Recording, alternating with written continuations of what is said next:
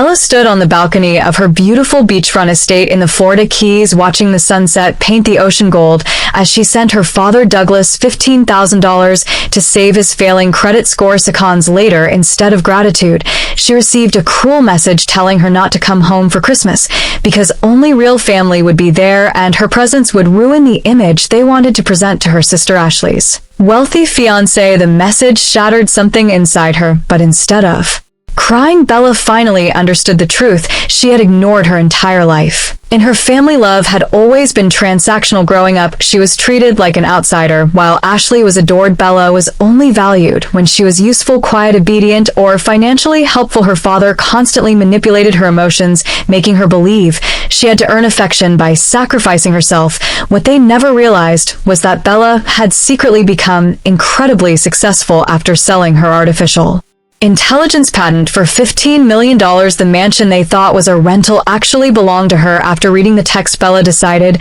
she would never beg for acceptance again. Instead of spending Christmas alone, she invited all the people Douglas had rejected over the years, including Aunt Teresa, who had been excluded from family gatherings because of her divorce and depression, and old neighbors Douglas had mistreated. During petty legal fights, Bella flew them all to Florida, arranged luxury accommodations, and hosted a stunning Christmas celebration beside the ocean with gourmet food, champagne, music, and warmth. While a brutal blizzard froze Minneapolis, she hired a professional camera crew and posted a video online showing everyone laughing, smiling, and finally feeling loved, along with a caption that subtly exposed her family's cruelty by mentioning the $15,000 she had sent to keep their heat running during the storm. The post exploded online, humiliating Douglas and Ashley as people began questioning how they could exclude Bella after taking her money. Furious and desperate to regain control, Douglas and Ashley flew to Florida in the middle of the night and showed up at Bella's estate demanding access. Douglas screamed at the gate, accusing Bella of humiliating the family